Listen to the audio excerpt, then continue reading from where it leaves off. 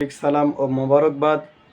আল্লাহ তাআলার অসংখ্য শুকরিয়া যে আল্লাহ রাব্বুল আলামিন আমাদেরকে পবিত্র মাহে রমজানের 4টি রোজা শেষ করে পঞ্চমতম রোজার বরকতে আমাদেরকে পরিপূর্ণতা দান করেছেন। এজন্য শুকরিয়া, সকলে বলছি আলহামদুলিল্লাহ। দরুদ ও সালাম বর্ষিত হোক সেই মানবতার মুক্তির দিশারি, মানবতার মুক্তির পয়গাম জনাবে মুহাম্মদ রাসূলুল্লাহ, সকলে বলছি সাল্লাল্লাহু আলাইহি ওয়াসাল্লাম। সম্মানিত প্রিয় উপস্থিতি, আল্লাহ রাব্বুল আলামিন পবিত্র মাহে রমজান দান করেছেন আপনাকে আমাকে উপহার হিসেবে, সওয়াব নেকি কামায়ের বসন্তকাল হিসেবে। আমরা এই সময়ে যদি আমাদের জীবনের গুনাহ খাতাগুলো মাফ করে না নিতে পারি, এটা আমাদের জন্য ব্যর্থতা, এটা আমাদের জন্যই বড় দুর্ভাগার বিষয়। সম্মানিত হাজিরিন, বেশি বেশি পরিমাণে দান করার ব্যাপারে আল্লাহর রসুল হজরত মুহাম্মদ সাল্লাল্লাহু সাল্লাম ঘোষণা করে দিয়েছেন, তোমরা এমনভাবে দান করো যাতে করে ডান হাত কি দিল বাম হাত যেন বুঝতে না পারে।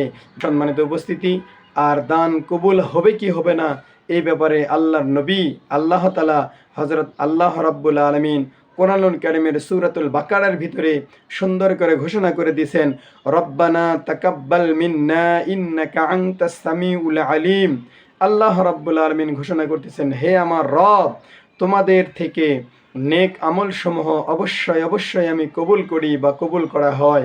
আর নিশ্চয়ই আমি আল্লাহ রাব্বুল আলামিন সর্বশ্রোতা এবং সর্বজ্ঞানী। সম্মানিত উপস্থিতি, যে আল্লাহ রাব্বুল আলামিন নিজেই নিজের প্রশংসা নিজের জ্ঞাপন করে ঘোষণা করে দিচ্ছেন যে তোমরা দান করো বেশি পরিমাণে, আর আমি তোমাদের দানগুলো কবুল করব। তোমরা বেশি পরিমাণে আমল করো, আমি তোমাদের আমলগুলো কবুল করব। এই রহমানুর রহিমের অনুসারী হওয়ার জন্য রসুল পাক সাল্লাল্লাহু আলাইহি সাল্লামের আদর্শ মেনে নিয়ে আমরা যেন কোরআনের ছায়াতলে রসুলের আদর্শ নিয়ে আমরা যেন সামনে অগ্রসর হতে পারি। পবিত্র মাহে রমজানের একটি একটি করে আমাদের মাঝ থেকে 5টি রোজা চলে যাচ্ছে।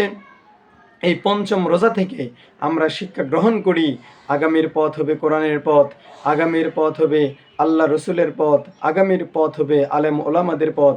আল্লাহ রাব্বুল আলামিন আমাদের সবাইকে আল্লাহ তাআলার হুকুম হাকামগুলো জানা এবং মানা, সেই মোতাবেক জীবন পরিচালনা করা তৌফিক দান করেন। আমরা সকলে বলি আল্লাহুম্মা আমিন।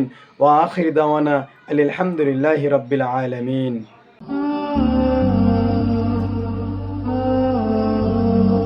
আলিকরা টিভি।